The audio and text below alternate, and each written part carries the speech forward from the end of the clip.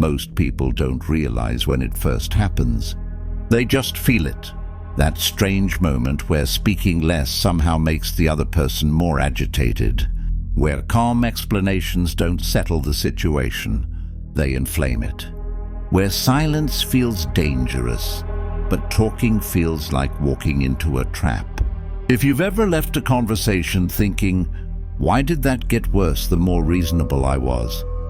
You're not imagining it. You were responding correctly to the wrong kind of dynamic. This lecture is about why silence is not weakness, why it destabilizes certain people almost immediately, and why manipulators react to quiet the way most people react to threat. We're not talking about immaturity or avoidance or passive aggression. We're talking about power mechanics.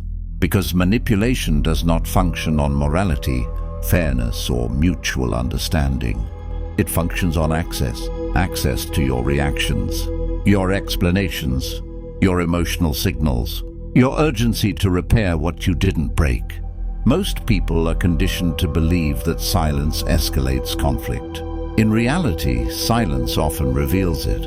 Have you ever noticed how some people become more hostile the moment you stop engaging? How they demand answers, push harder, reinterpret your quiet as disrespect, or accuse you of intent you never expressed? That reaction is not confidence, it is dependency. Manipulators do not need agreement. They need feedback. They need something to push against, adjust to, and extract from. Silence removes the data stream, and when the data disappears, the system malfunctions. This is why silence feels so uncomfortable at first, especially if you're empathetic, thoughtful, or conditioned to resolve tension quickly. You're used to believing that clarity leads to peace. But clarity only works in environments where reality is shared. Manipulation does not occur in shared reality. It occurs in control systems, and control systems collapse when they stop receiving input. This lecture will break down why silence feels threatening to manipulators, why they escalate when ignored, and why the quiet withdrawal of engagement is often more decisive than confrontation ever is. Not as advice, as observation. Because once you see the pattern, you stop mistaking pressure for authority, and you stop offering access where none is deserved. In the next part, we'll go over how manipulators actually use your reactions to maintain control, and why silence disrupts that process at a structural level.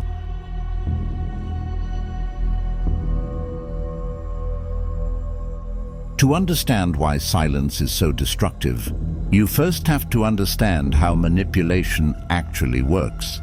Manipulation is not persuasion. It is not dominance.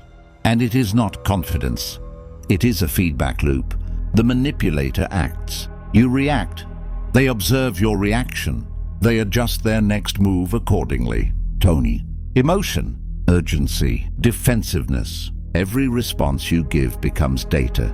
And with enough data, they can steer the interaction without ever appearing forceful. This is why manipulators are often calm at first. They are not improvising. They are studying. They test boundaries with small disruptions. A subtle accusation, a dismissive comment, a mild contradiction. Then they wait. Your response tells them everything. Do you explain? Do you rush to clarify? Do you soften your position? Do you try to restore harmony? Each answer reveals leverage.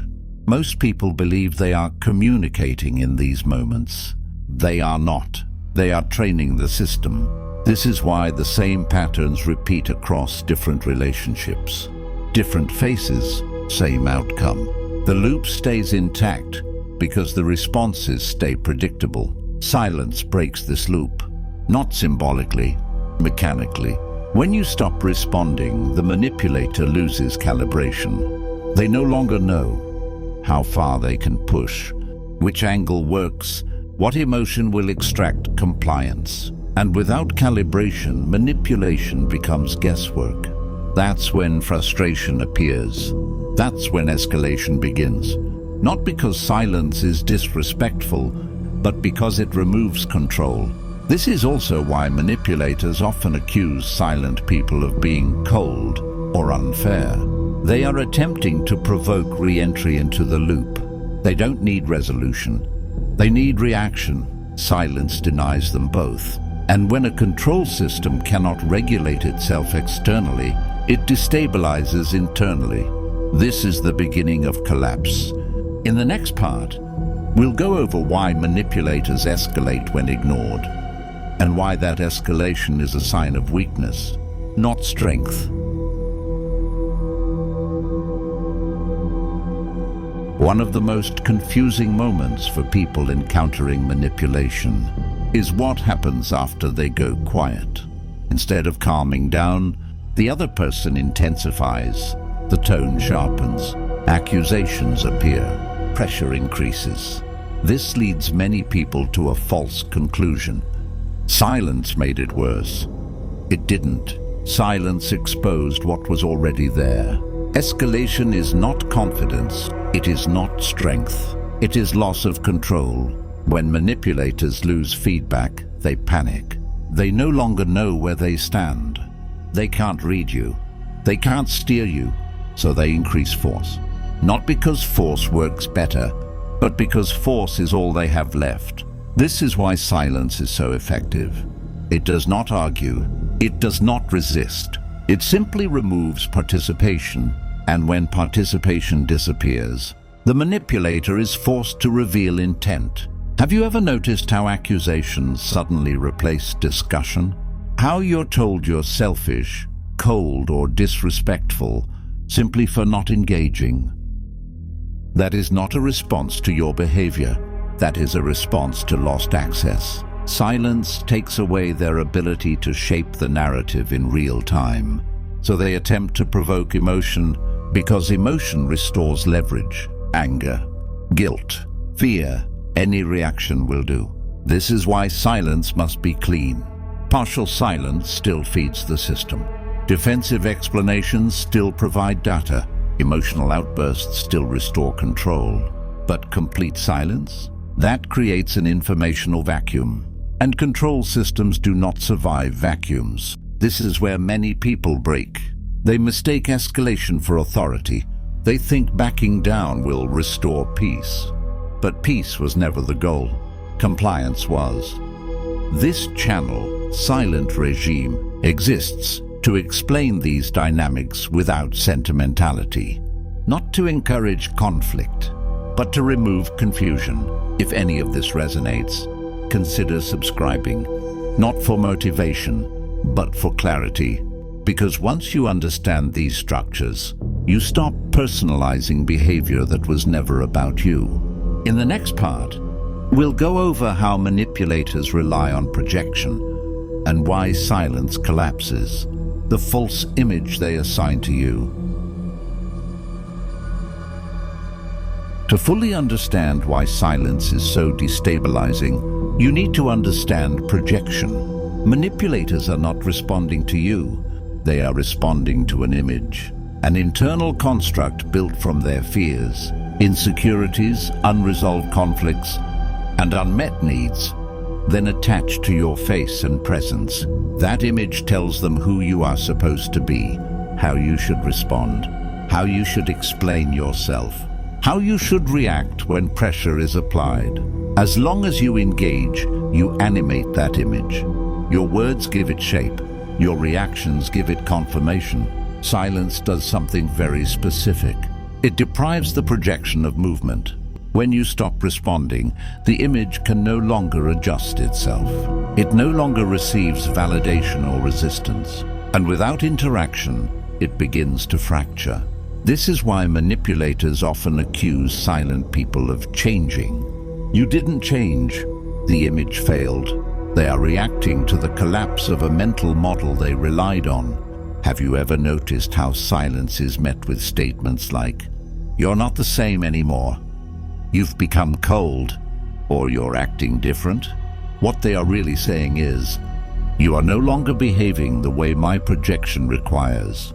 This is deeply unsettling to someone who depends on predictability. Manipulation depends on consistency, predictable reactions, predictable explanations, predictable emotional labor. Silence removes predictability, and without predictability, control dissolves. This is also why manipulators often attempt to rewrite history when silence appears.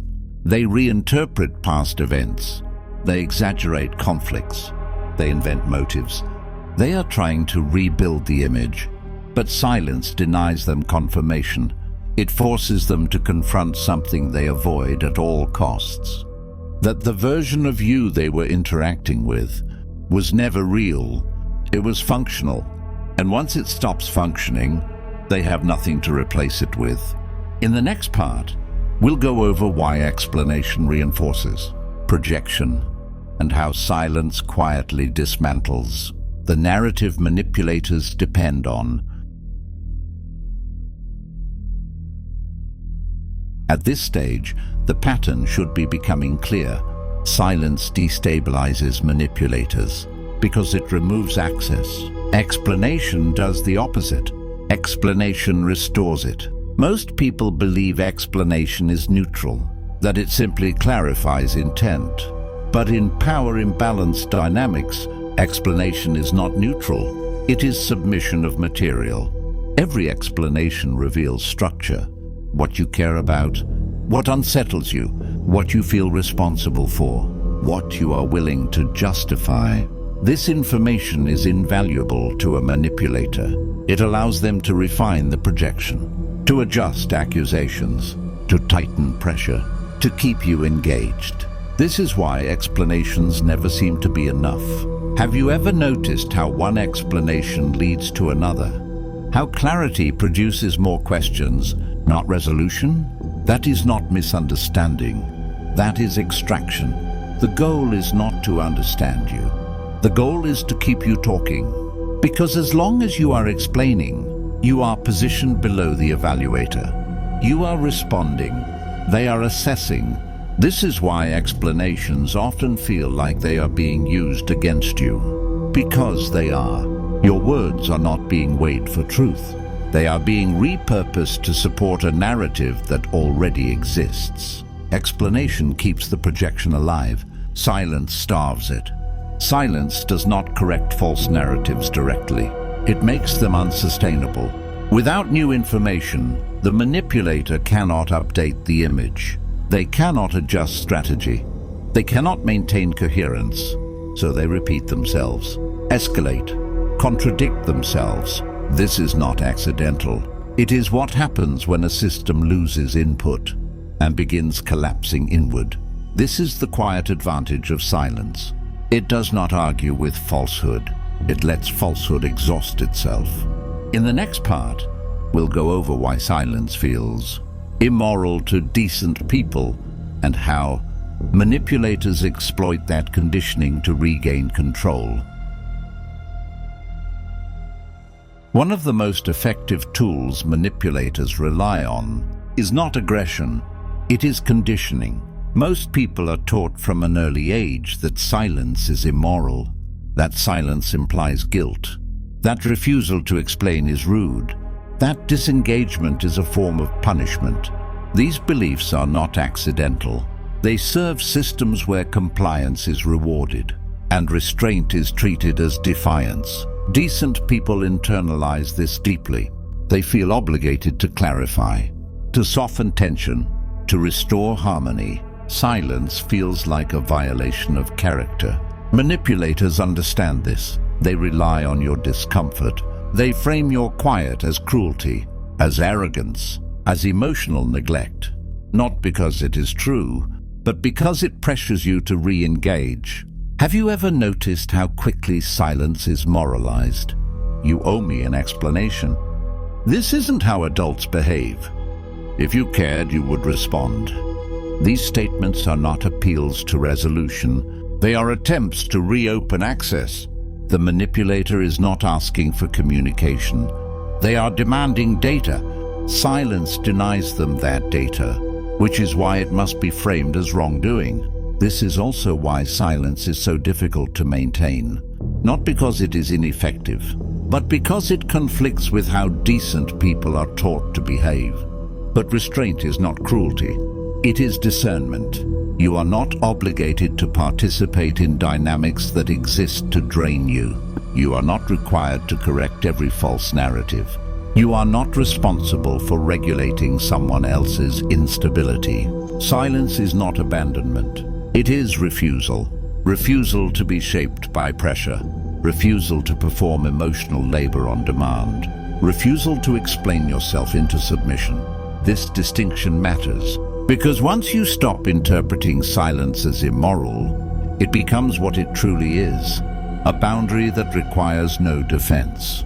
In the next part, we'll go over how silence forces manipulators to reveal themselves and why exposure often follows withdrawal.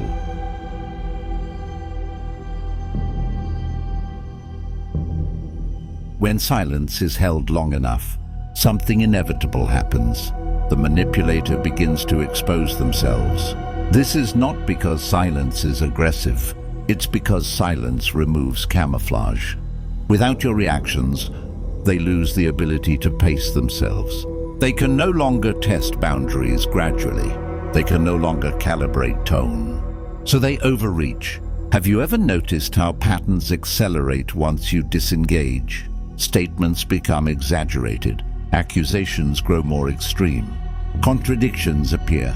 This is not coincidence. It is what happens when someone is no longer regulating themselves through you. Silence forces them to operate without feedback. And without feedback, restraint collapses.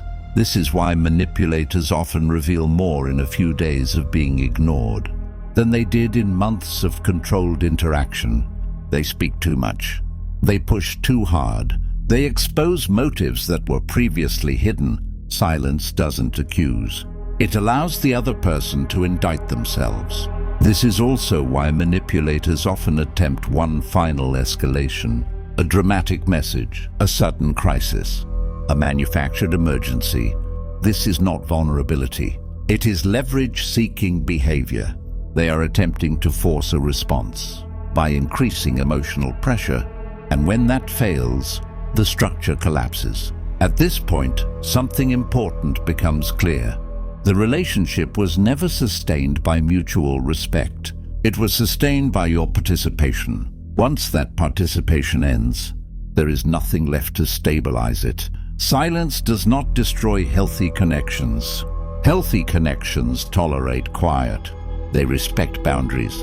They do not require constant access. Manipulative ones do. This is how silence becomes diagnostic. It separates dependence from respect. It reveals which relationships were built on control and which were built on choice. In the next part, we'll go over why silence is not avoidance and how it represents a final positioning of strength rather than retreat.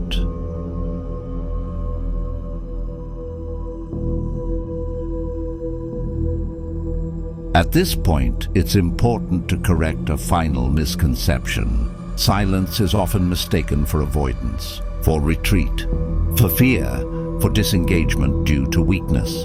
This misunderstanding is convenient for manipulators, because if silence can be framed as cowardice, it pressures you to abandon it.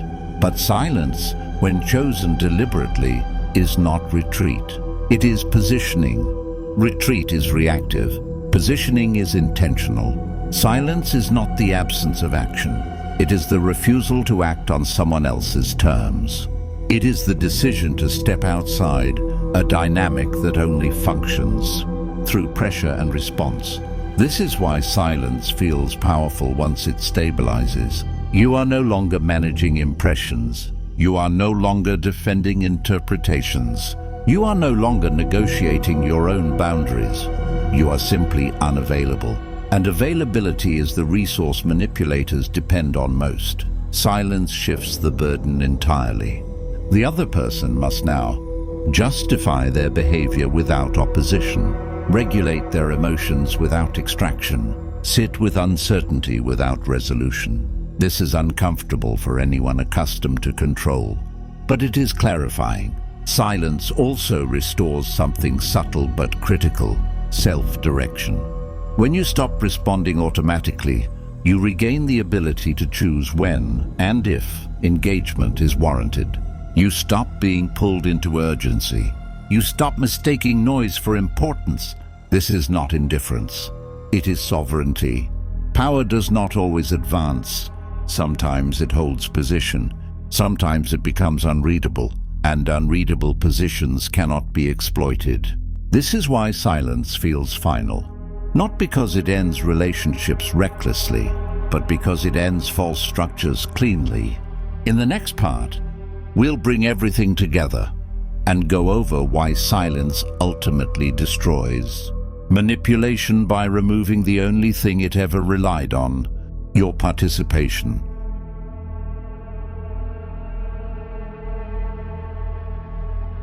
By now, the pattern should be unmistakable. Manipulation does not survive on strength. It survives on access. Access to your attention, your reactions, your explanations, your emotional labor. Silence removes all of it at once. Not loudly, not dramatically, but completely. This is why silence doesn't provoke resolution. It provokes collapse. A system that requires constant input cannot function without it.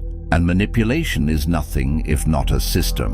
When you stop responding, the manipulator is left without calibration. They cannot adjust tone. They cannot refine narrative. They cannot extract compliance. So they escalate. They contradict themselves. They expose motives. And eventually they disengage. Not because they understand, but because there is nothing left to work with. Silence does not correct behavior. It makes the behavior irrelevant. This is the final distinction. Silence is not about changing the other person. It is about removing yourself as a resource. Healthy relationships survive this. They adapt.